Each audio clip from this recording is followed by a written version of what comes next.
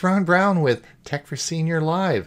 I'll be your host today. Please put in the chat where you're from and who you are. When we start reviewing the news articles, if you want to look at our Facebook page, just click here and you can follow the articles along as we go. See you in a moment.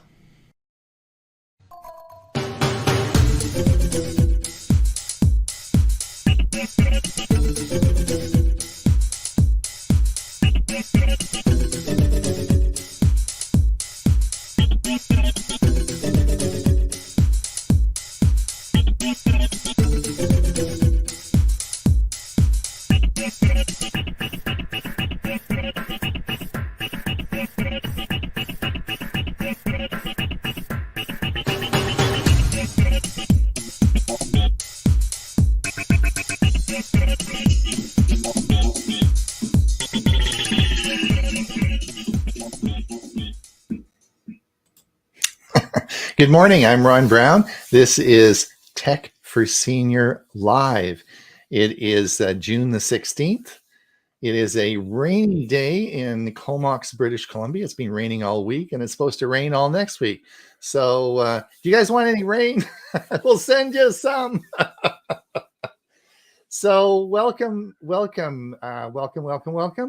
Just to let you know who we are. Well, Tech for Senior Live is a gang of seniors who meet once a week. We meet every Thursday and we like to talk about the news that occurred this week.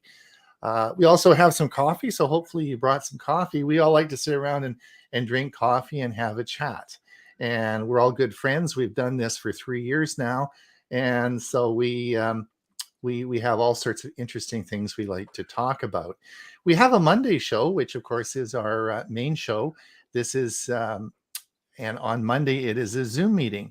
We broadcast out to YouTube and Facebook from our Zoom account. So if you are and you're on our Zoom meeting, we'll see you. We ain't going to be there. So you should come over. We broadcast this through StreamYard and we broadcast it to our Facebook page and we broadcast it, of course, to YouTube. If you don't know how to get there, just go to our website, www.techforsenior.com, and there's a big button on the front there and it'll say take you to our live stream. Click that and you'll come here. Bingo, you'll be in the studio with us. Now, and we tape this show. So we tape Monday show and we tape this show, and of course they're on our YouTube channel. And we have a podcast. So if you missed all of those and you want to do a podcast, listen to a podcast, we do that as well. If you are here, now the other thing is we are, of course, sitting in a studio. Well, we're not really in a studio. We're all over the country, right? We're not even in the same countries. We'll talk about that in a minute. But if you are out there, we have no idea if we're just talking to ourselves. If we are, well, we'll just have a nice chat this morning and go home, right? Well, we are home. I mean, well, whatever, we'll, but if you wouldn't mind putting your name and where you're from or a comment, if you have any questions about the show or you have any questions for us, we're more than happy to answer those questions. Just put those in the comment section there, and we of course will bring those up. Now, I wanted to introduce everyone today. We have, of course, there's 4 of us in the studio this morning. And we're from different countries. We're from all different parts of the countries, right? So I thought that we'd go around, and we haven't introduced Bill as being first. And I thought I would introduce Bill. Bill's our special guest today. He's the gadget guy. We see him on our Monday show, and he's always got some crazy gadget that he wants to talk about. And so Bill is in Oklahoma, right? So Bill, how the heck are you doing? We're doing great. Trying to survive the heat, but other than that, it's been rather pleasant. No serious storms. This is always an issue.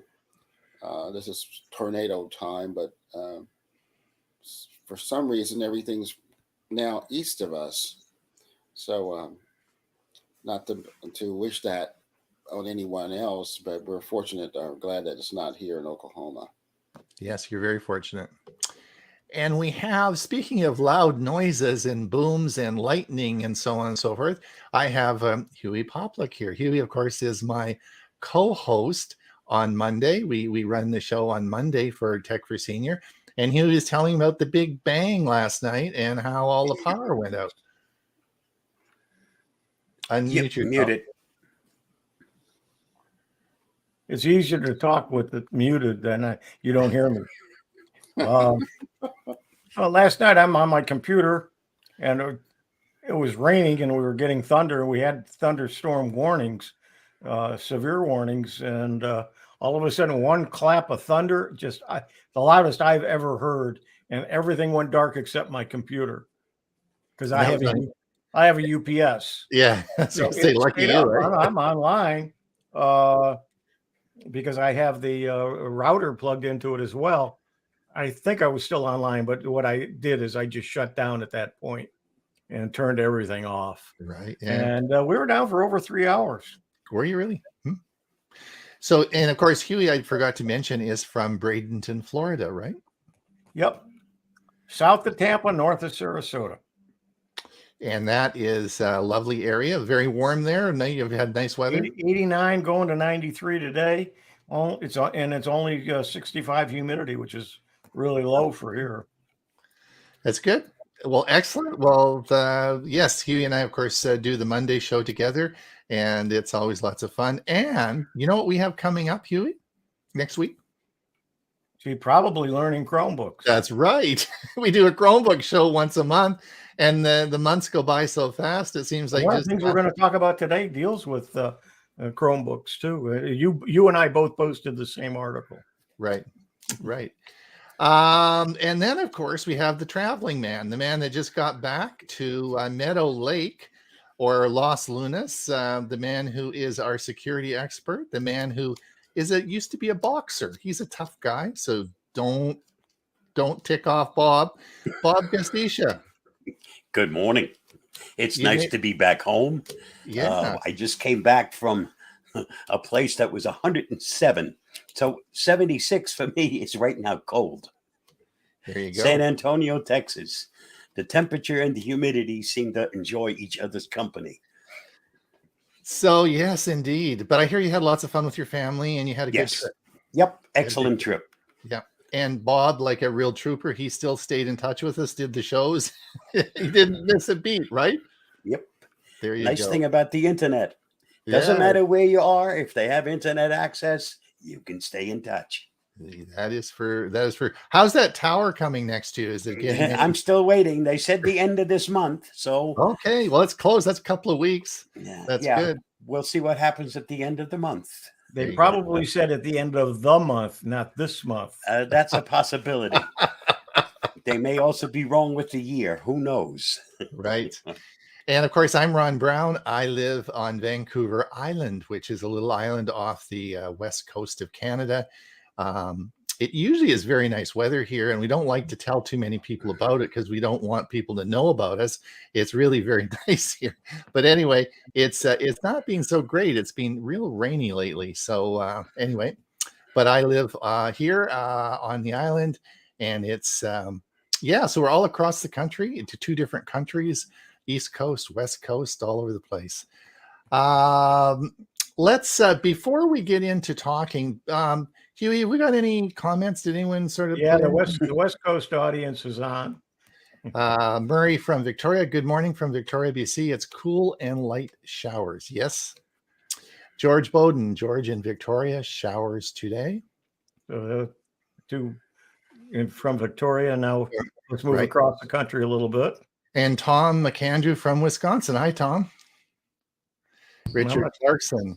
The comments are turned off on Zoom. Well, we're not. We're not even on Zoom. You're on a Zoom meeting. We're not on Zoom. Yeah, Richard's in California. Yeah. And then Murray added something about Amazon. We'll be covering it. Yeah, we'll be talking about that. And let's see. Clark Walker, hello from Trenton, New Jersey. Right now, 67 degrees after several hours of heavy rain and an hour of thunder. Maybe you sent him up that, eh? Oh, Yep. Dorothy Cushway from Victoria. Yeah, lots of the Victoria clan here. All right. Is that it? Is that it so far? Yep. There you go. All right. So what I wanted to, we're going to, of course, talk. We've got Bill is the gadget guy, and we're going to certainly talk about some of his gadgets that that he's shown us in the last month.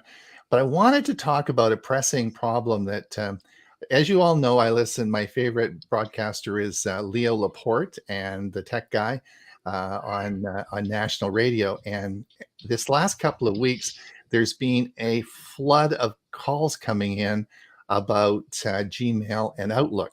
And I wanted to address that issue today because even Huey's had problems, right? So everybody's having this problem with Outlook and Gmail. And I wanted to address what the problem is and a potential solution for it. And the issue is this.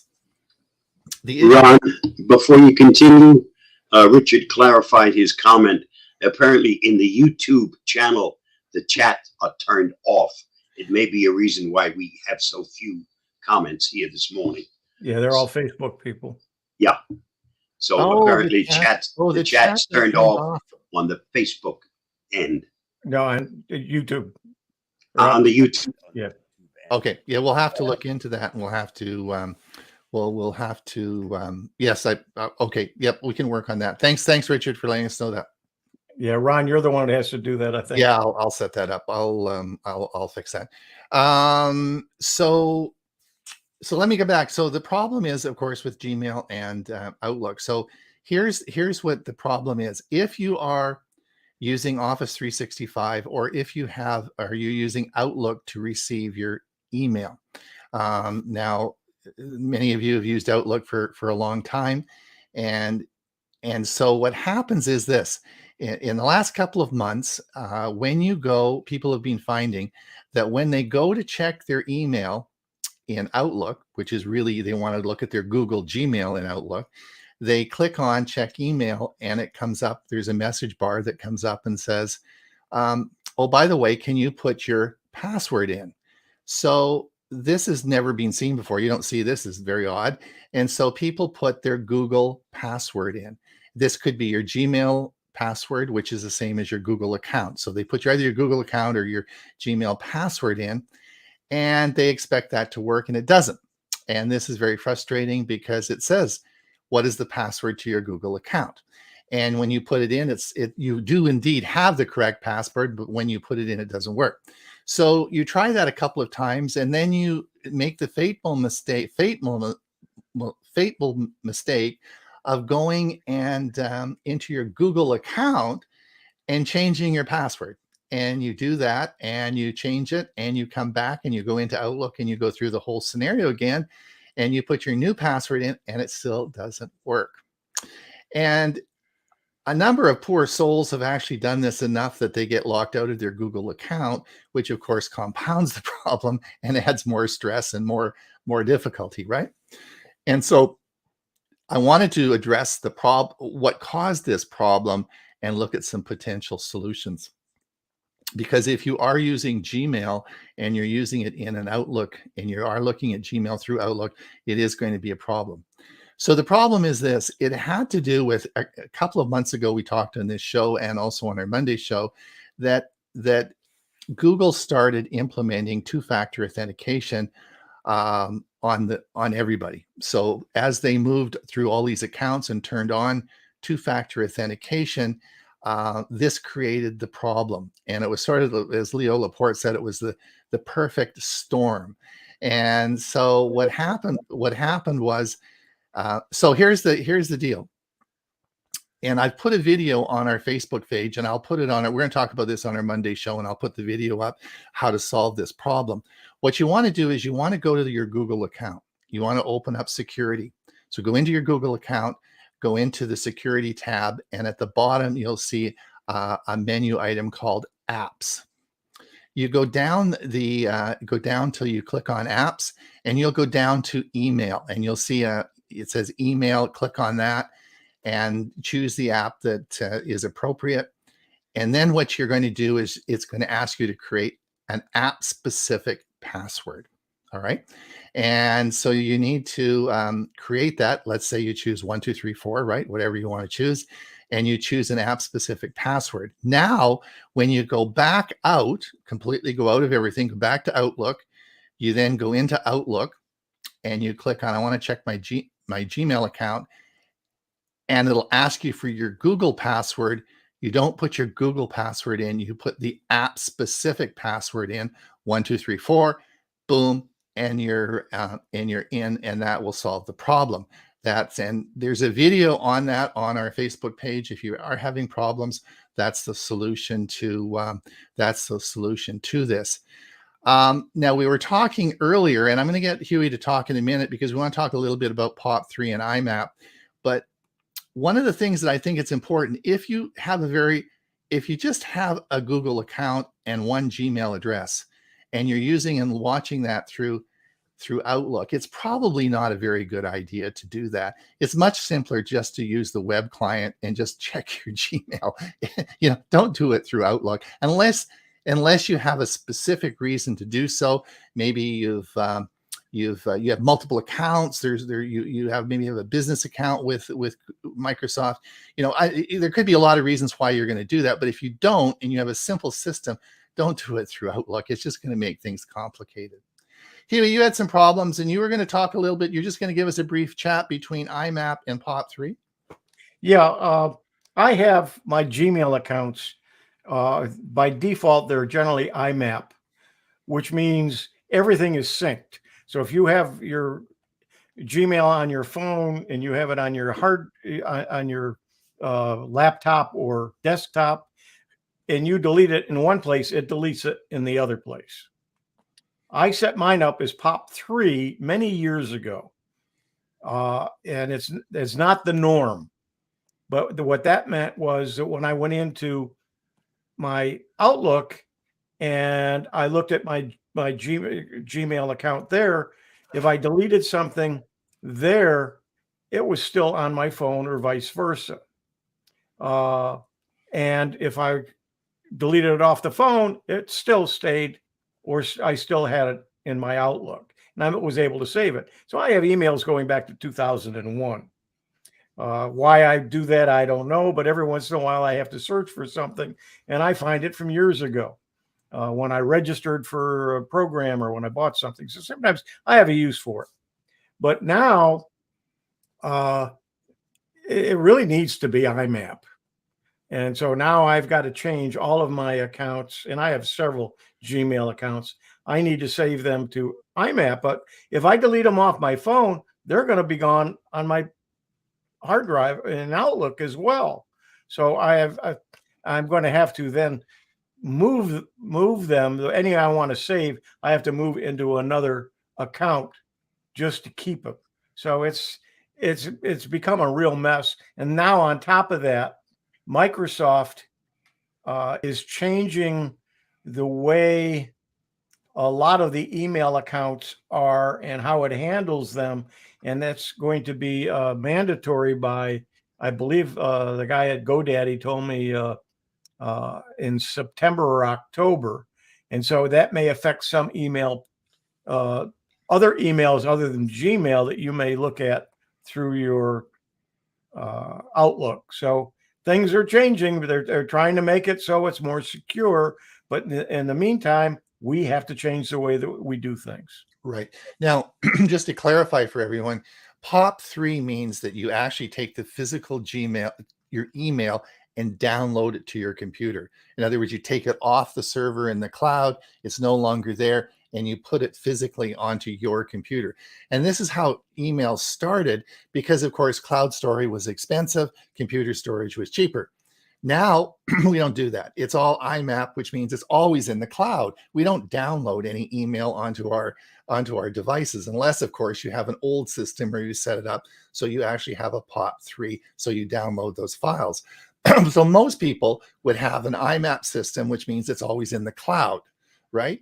And that's how the system is. But if you are looking at your Gmail through Outlook, and you only have one account, and there's no specific reason why you're doing it, I don't think there's any reason to do that. Bob, do you have any comments on that?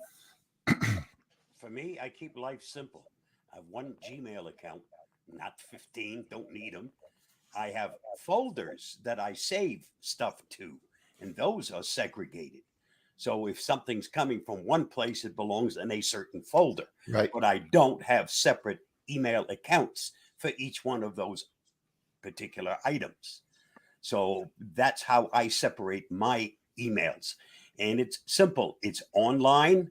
So is my getting the emails online. I don't use a separate app like Outlook to Right. download it from the internet and put it onto the computer. It's always on the computer. When I go traveling, it's still on the computer because I get it online. Okay. Right. So keep it simple, stupid. It's always been my That's right. motto. That's right. That's right. Bill, any comments? Unmute yourself. Unmute yourself, Bill. Yeah, I have multiple accounts, so I kind of have a different situation, but I'm using the mail client that's built into Windows, and then I have my my various accounts, my SBC Global, my Gmail, and all those are coming into one container. Okay. All right. Huey, do we have anything in comments on that before we move into the? I want to do some of Bill's. Well, you're going to have to go in and check the comments because all we're getting is from Facebook. But let's see, just one. Jenny's here from Altamont Springs.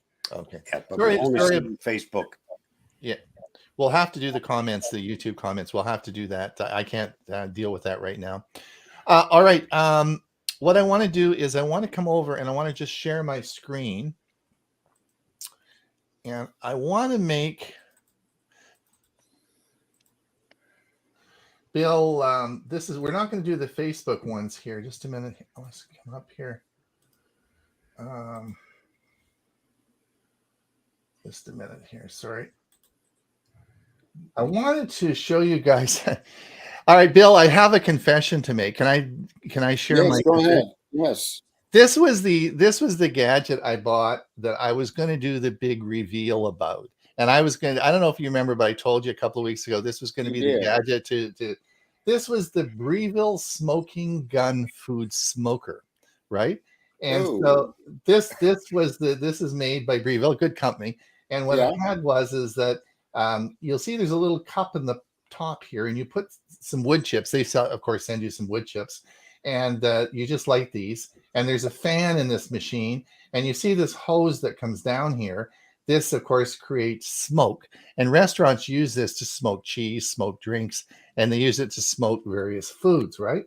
And so it came with a glass bowl, and it was really cool because you put things under the glass bowl.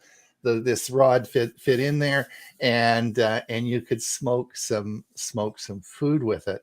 And I thought this was going to be the gadget. I would blow you away with this gadget. I was just laughing so hard. I thought Bill will just.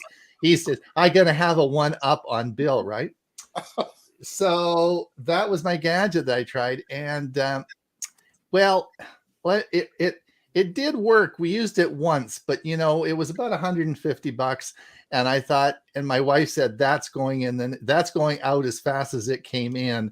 And so I thought that better to send it back to Amazon and get my money back. So that is why I have not mentioned this gadget, because I sent it back. But that was the gadget I was going to talk to you about. Okay. So, nice are you review. saying that the effect of the smoke wasn't as what you expected, or? Oh, I think it would, but I just decided I didn't really like everything smoked. That was.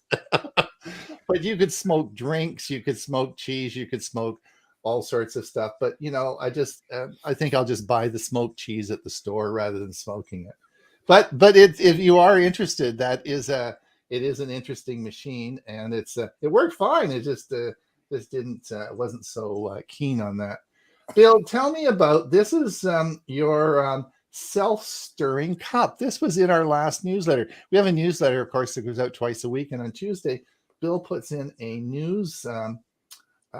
gadget, and this was really interesting. Did you get this? No, I haven't, but I'm thinking about it. The thing about it that was interesting is that was a story about blenders in general. I didn't realize that Fred Waring, the person that was the band conductor, was the promoter of blenders back in the 40s.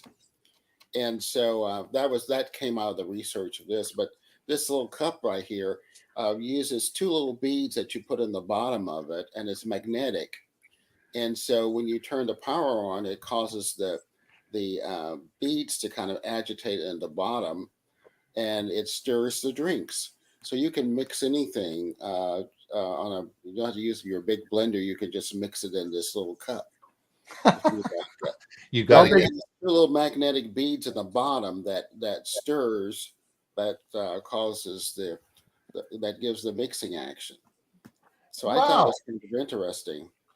Now that I would imagine it's a couple of AA batteries that run it. It takes a double, and I think I had AAA, but it's two AA batteries, Yeah. and you can. I mean, it has that little lid. You can carry it anywhere you want, and it also is insulated. It's stainless steel and ABS plastic, so it'll keep your drinks hot or cold for a period of time. So it's a little interesting gadget. I thought it was fun, and I enjoyed researching about how blenders came about, and so I didn't think I would have a use for it, but now that you mention it, it'd be great for apple teenies that I love, and it would keep them cold too. exactly. And you could smoke them. You could smoke them. No, And what's this? And this is where you use the phone to do this. Yes, this was the other thing that I thought was very interesting, is that vacuum packing your leftovers, or maybe any kind of doing some preparation of food in advance, and you can then put it in this bag and then vacuum pack it and put it in the freezer or the refrigerator, whichever you want to do. But the thing about it, that the power source for this was your cell phone. Mhm. And I got some pushback on that, because some people said, I don't want to use my cell phone for this. But uh, basically, it just uses a very little amount of power from your phone. And how many, of these things are you going to be doing a week? But this is something I've become interested in. I think I'm going to purchase this, because I'm fascinated by the fact that you can use your phone to do it. And secondly, from what I was reading on the reviews, it does a very good job of vacuum packing your food. And not only that, those bags are reusable. So you can use them multiple times. The company even offers a charcoal filter to take out any odors that might accumulate over time. So it's a pretty interesting little Pretty good. gadget. Yeah. And then, of course, we have the Orlex cables. Right. These cables, we have multiple cables, and you have several different devices that have different tips. Some of us still have, if you have an iPhone or iPad that's still using the Lightning connector, but you bought a new phone that happens to have a USB-C. In this case, you can just change the tips of which are magnetic to use on your different devices. So you just have one cable. Well, the other thing about this cable is that it's one that's able to transfer data. Ah, okay. That's It's good. it's a really multi-purpose cable, and not only that, it stays very neat because it's those little metal clips are magnetic, so you can make it. It's always in a little coil, and you just pull it apart when you get ready to use it, and then when you get ready to store it, you just push it back together, and it just makes a neat little coil. And you have one cable rather than have a dozen or so. How do they Right. store the tips?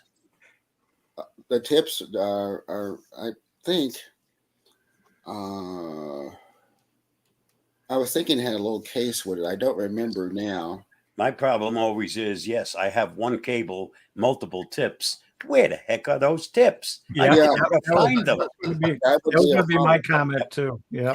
But I think it had a little. I think it has a little case for the tips. But I'd have to go look and see. Yeah. But I thought it was pretty neat that you can change the tips for each one of those, and then just have that one cable. And the other thing about it is that a lot of us, if you want to transfer data between devices, you don't have the correct cable. That one will work.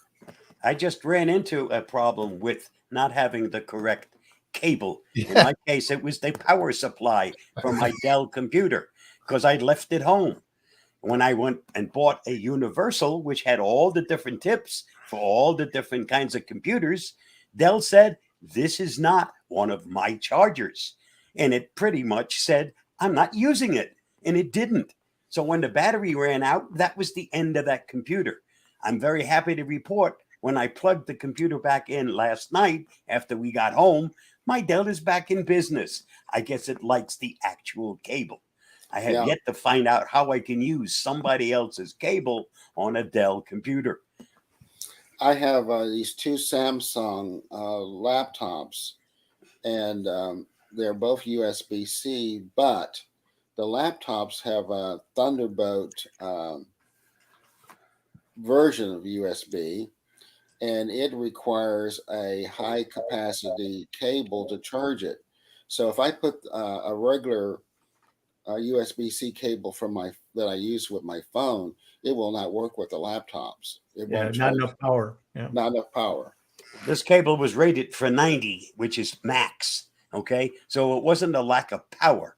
It was just a sensor, just like you have in your printers. This is not my ink cartridge. Well, Dell said this is not my charger, and it just didn't work. Oh, yeah, that could be very frustrating. Yep. Well, it'll be going back to Walmart. That's where I bought it because, hey, it doesn't do what it's supposed to do. Universal, if the universal doesn't work, it's not really universal. Yes, that's a true statement. But I think, the technology has exceeded some of the products.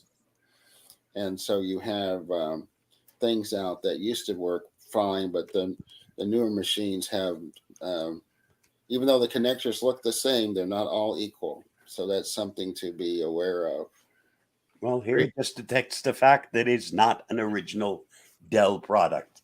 And That's of course, you have to have a Dell product for a Dell computer. But even in my case here, this is the cable I was trying to use with my laptop is a Samsung product. It's a Samsung charger and a Samsung cable, but it won't work on the laptops. It has to use the ones that came with it. Okay, so I have one more thing to say before we get on with our review of the news. Thanks, Bill. That's great. We look forward to your comments. Can't you come here more than once every 3 weeks? Oh, I wish. I'd love to do this. Yeah. But All right. my other club is meeting as we speak. I know. I'm just giving you. I'm just sort of. Yeah. Okay. So I want to come back to Leo Laporte, and Leo, of course, has an understudy now, Micah Sargent, and so Leo gave Micah a project, and of course, you guys have probably all heard about the right to repair, right? Mm-hmm. And of course, Apple got hammered on this, and so finally, everybody said, all right, fine. And Apple too said you can repair your own iPhones. Okay. And so Leo gave him like a project to repair, to put a new battery in this iPhone 12 or 13 or something. Okay. So here's how it goes.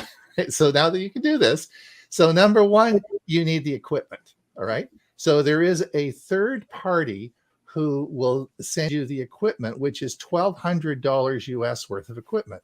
And in order to rent the equipment, you have to give them your credit card number, and you get 4 days to actually have the equipment. And if you do not return it within those 4 days, you get charged $1,200. You bought it, you got charged $1,200 to your credit card, right? So you rent the stuff for $100 maybe. It arrives. You have a box of this big equipment. You can set it up, change it, and do all the stuff you have. And then it's got to be in the UPS and back, or boom, you just bought yourself $1,200 worth of equipment. No questions asked. Okay. In fact, they may even charge you $1,200 in your credit card and then refund it after they get it. I think that's actually how it works. So okay. Now the second thing is you don't get the battery with that, right? You have to buy the battery from another company, maybe Apple. I don't know who you buy the battery from, but you don't buy it from. This is a different company, right? So the two have to come at the same time. And what happened with Micah Sargent is the battery, of course, came the day they were shipping back. He didn't want $1,200 worth of equipment. So when he was coming back from the UPS store, sending the stuff back, of course, the battery arrived, right? And so they never did get the battery changed. And they said it's much easier just to send it to Apple and have them do it. So anyway, I thought I would just let you know that I thought was an interesting situation that happened. So if you are planning to do it yourself, be wary. Ron, I can put in a tip for a company. It is or was called You Break, I Fix. Right. It is now Assurian, which is an insurance company. And many of you have bought insurance for your device extended. That also comes under Assurian. But that's actually You Break, I Fix. And they, number one, I found them to be honest, because when they fixed a problem, that really wasn't a problem. So I didn't get charged for it. But they have all the equipment. They have to purchase the equipment directly from Apple. And we're talking about one of them being that $1,200 item to change batteries. And no, I would not want to change my own battery, not the way they have it now. It was good in the old phones. You opened up the back, you took out the battery, you stuck a new one in it, you closed the back up again, and you were in business. But that's not how the phones are made anymore today. That is true. I'm just trying to get this organized here for us. Yeah, I've had to change the battery on my phone a couple of times. The old phone that I had, and it was about I think it was $75. And you took it in an hour or two, you had it back, and it was with the fresh battery. Because they got to not only take it apart, but they have to glue it back together, because a lot of these are waterproof. So they've got to make it so it's still waterproof. All right. Now let's get going with our news articles. We've now shared our face. If you want to follow us along, we're on our Facebook page. These are the news articles that we posted this past week. And let's get going and talk about them. Before we do, is there any more comments, Huey, that we should look at? No, because they can't. Yeah, I know. Okay, I'm sorry about the comments. Sorry, we can't. We'll certainly get that fixed. Yeah, all right. George had a couple of comments here. All those battery-operated appliances will fill landfills with lithium. Yeah, that's true. For the days again of phones with removable batteries. Yes, indeed. All right, let's get going. This, of course, was what Murray was referring to. The article that came out was Amazon's delivery drones to launch in California this year. So I want maybe Richard. I know Richard is listening, and he's from California. If you are in California, please, I want you to order something and film the drone arriving with your package and send it to me. It's got to go on our show. I got to have that video. So please, if someone's going to do it, if you could do that, that would be great. Well, I thought they were delivering drones. No, Amazon delivery drones to launch in California this year. So I want you to deliver me a drone. Yeah, well, I've got one. I've never opened it yet. You can have it. Anyway, so are you guys excited? I think this is going to be cool, eh? I think it's fantastic. Where are they going to put it, though? Where are they going to drop? Are they going to drop it out of the sky? Or are they going to land it on your lawn? Where are they going to put the darn thing? I think, well, that's an interesting question. To launch on your roof? I wonder if what they'll do is I I wonder if they'll take it to a distribution, one of those mailbox areas, and they'll have actually a staff member there take it and put it into the lockup rather than actually delivering it to your house. I think they're going to deliver it to the house and You think put it so? out the front somewhere. Yeah. Okay. That'd be cool. I will please someone if you order it and take a picture. All right, Bob, here we go. There's our van. This is the video. You can now order it. This is a video on how to order the Volkswagen Buzz. It is now you can now put your orders in for it, and this, of course, will be the new electrified Volkswagen van. Which, of course, Bob, you said you had one when you were young. I had an old one, a camper. Yeah, a camper. Yeah. Yep. Yeah, that's. So these will be available. These are available now for order. And I thought, this is so cool. If you haven't seen the, I don't know if it's in this video, but if you go to their Volkswagen site, the seats are so cool. They're that orange, that two-tone orange. Oh man, it is so cool. I thought that's going to be great. They list the price on this. Nah, I didn't get that far. I think it's going to be quite just short of $100,000. So that's not the Volkswagen I remember.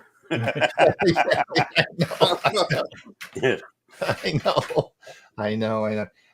This I just wanted to. I don't want to belabor this because we just talked about that. I just put that in to remind myself to talk about the Apple repair.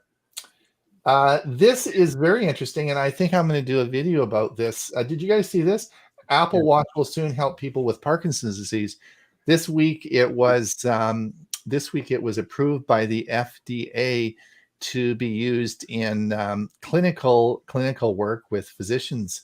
And so, as you know, Parkinson's disease is a mobility issue that you get, occurs usually as you get with aging. It's more common as you get older, and it's a lack of dopamine in the brain. In other words, there's actually a lack of a specific hormone in the brain that causes the mobility issue. And there are many ways to treat this, but one of the ways, of course, is medication. What you do is you give medication that increases the level of dopamine in the brain. However, the medication, of course, needs to be adjusted. It's not sort of a one size fits all. You need to adjust it. And so one of the things that the watch does very good is it sort of assesses your mobility and can see how much tremor you have, when the tremor is.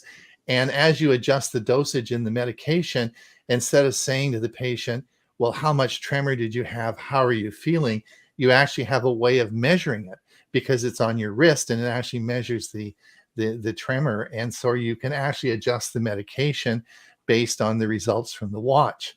And I thought that is really cool. So this is, I think, going to be a really big feature. I'm, of course, a retired physician. I don't prescribe medicine anymore. But if I was a neurologist and I was doing a lot of Parkinson work, I think this is going to be really cool. And that we've got a couple of comments back on about the drones that I'd like to share. Go. Here's the first Richard one.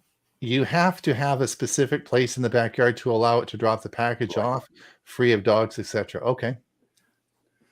Jim says packages won't be delivered to doorsteps. Rather, the drones will drop them off in backyards of customers or place QR code-like markers on the ground, and they'd like the drone to drop the goods off. Once the drone is about 2 or 3 feet above the marker, it will drop the package. Oh, okay. So they probably will send you a mat or something that has a QR code, and that'd be cool. And you just lay it in the backyard, and then as the drone flies along, they'll see the QR. Yeah, that's how it would work. Yeah. But, similar to the DJI having its landing spot. Mm-hmm. But I'm wondering, like I live in an area where there is an airport, well, actually an Air Force base. So I bet I'm off limits.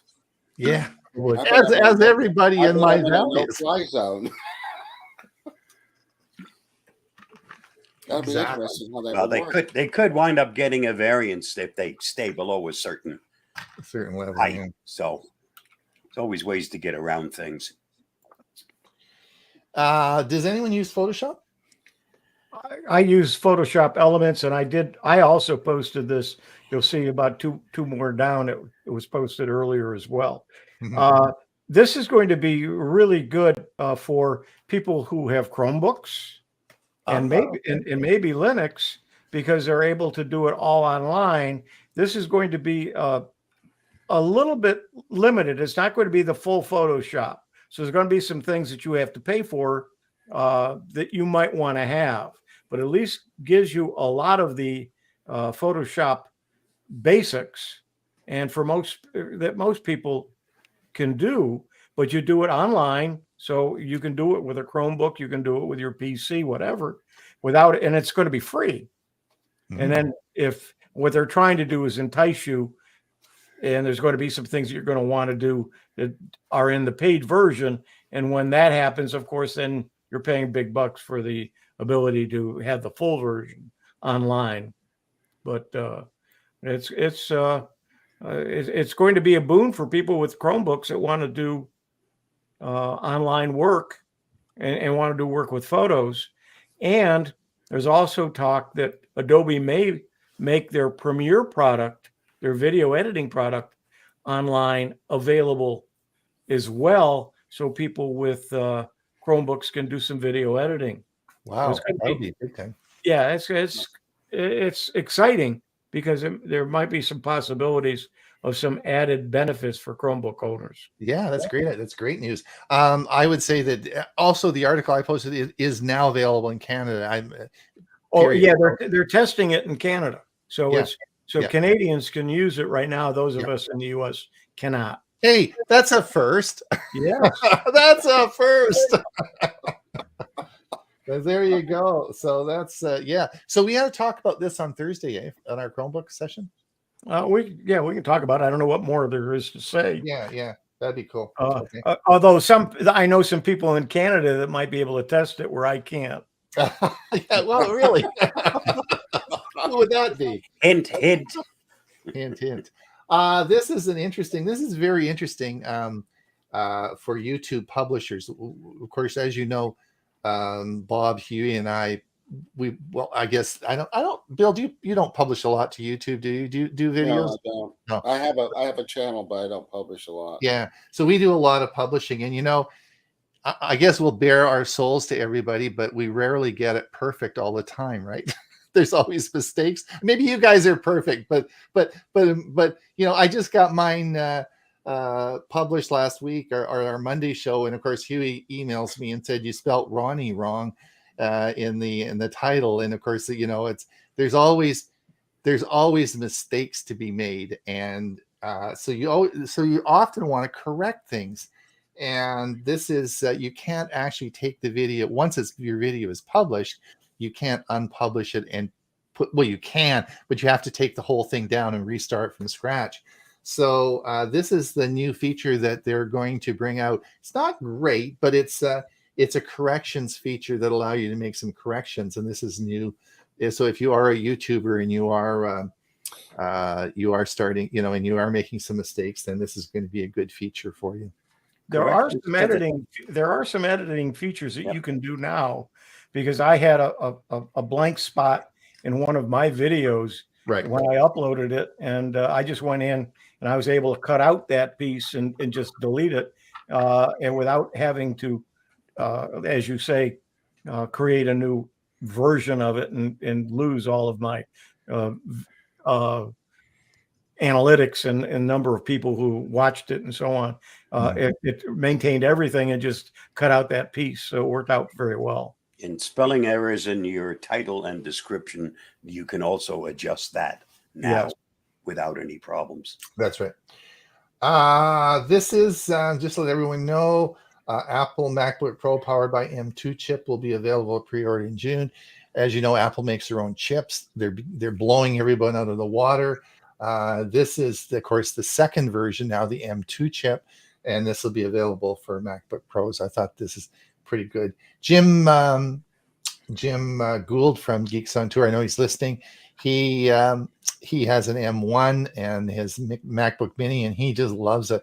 It is just so slick and does really well. So anyway, my brother has a MacBook Pro. I don't know which version it is. It's just a MacBook Pro, he said. But I gave him a thumb drive and said, "Here's some things that I want you to see and have." And when he got home, he doesn't have a USB port. All it has is USB-C ports. So I knew he wouldn't know what to. He's not very computer savvy. So I went ahead and got on Amazon, found the little connector adapters, and sent them to him. And it was 2 for $10. It was $5 a piece.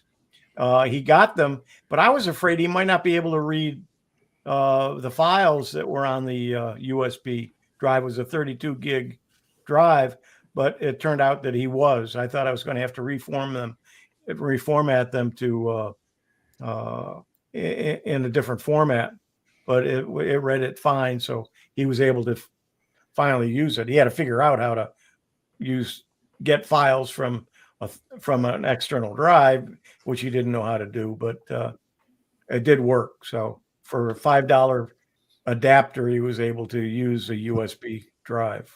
There you go. So this was on this morning. I have Echo Shows devices all around the house, as I'm sure Bill does. I would say that this is the Amazon is certainly slashing the prices. It's not because of me that the volume of sales and Amazon is going down, but the significant reduction in sales because of the economic changes that, of course, that have been happening over the last few months. And you're going to see big sales like this as people want to reduce inventory. So anyway, that's just thought I'd let you know if you are interested in getting some more. Yeah, I think I posted it on our Facebook page the Prime Day. Oh yeah, is coming in July 12th and 13th. And so if you are interested, not only is it slashed now, but it might even be lower in a few weeks. So good point. And you can always sign up for Prime if you don't have it for a trial period. So right. I just wanted to say how happy I am at this gravestone. No, normally we don't like to see people die, but this is Internet Explorer is finally dead. And so, yay! Unless you're running Edge. And in Edge, there is a run as Internet Explorer. No, you're kidding. No, I'm serious. Oh. Just look at your settings. And one of the choices is to run it as Internet Explorer. Now, this one here specifically kills it on your system. Okay, but right. you can still have a page read as though you were using Internet Explorer if you're using Edge. Yeah, there's probably still some pages out there that were specific that Internet Explorer could read it. Other ones had problems with. So you can use your Edge and put it in that format so it'll be able to read it. You know, I haven't used Internet Explorer for 20 years.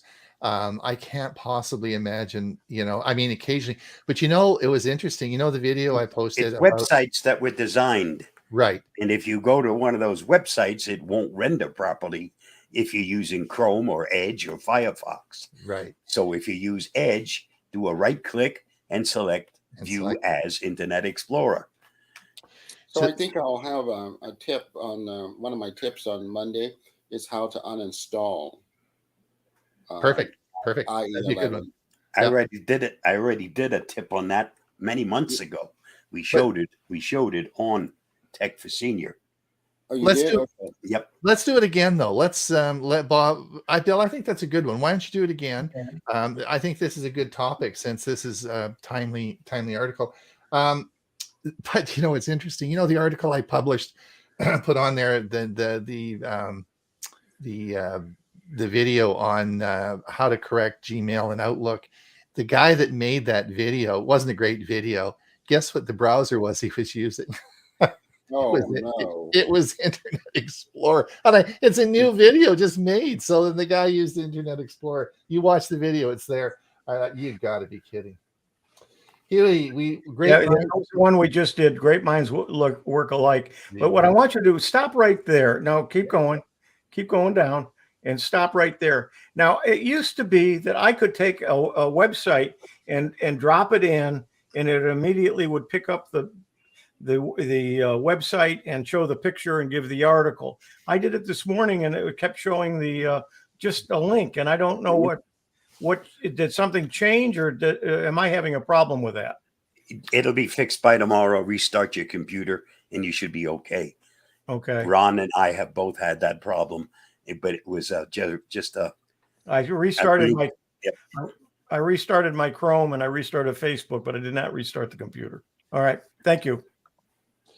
Prime Day. Yes. I wonder if we get a Prime Day in Canada this year. Darn it. I wonder if we do. I don't know whether it's Prime Day just in the States or is it for everybody, but it is in July. For a fee, Ron, I'll be happy to do your purchases for you.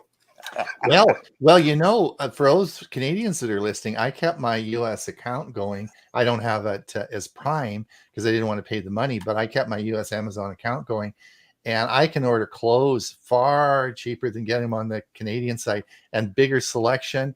And Amazon has a customs and clearing, and it comes within a week to my house, right? And there's, it might cost me an extra maybe the international shipping is $7, but I'm usually getting the shirt or whatever clothing item less than half price that I can buy it in Canada. So it's well worthwhile. So I actually use that service a lot. I actually buy a lot of stuff from Amazon US. It's a good deal. This is the article. So this is the article I published, or I did. It's not my article. How to fix Gmail password issue in Outlook, and this is what you want to play, and that will go through the menuing and show you how to fix it. It's a video, and it does. He's not real clear, but the way he does it is exactly what you need to do, and he does show how to do it. It's not a great video. I'm sorry about that, but it was the only one. I guess we could do one, Huey. I mean, if we wanted to do one. Yeah, but he's capturing what it looked like before, and I'm past that point, and I can't go back to it. So yeah, exactly. And I don't use Outlook, so it's not. Yeah. So that's why I found that one. Good point. So that's the one you want to watch. And by the way, what I did is when I was having all the problems I was having, I ended up calling GoDaddy. And they took the time and they had me go through, they went through everything. But I do have a GoDaddy account, and I do my email, my Huey.net is hosted by GoDaddy. So they were more than happy to help me. But he spent about 35 minutes with me. So it was, and what I did do was I said, well, how do I change this on my phone? And he started to tell me, and I said, well, let me bring up my phone and you can talk me through it.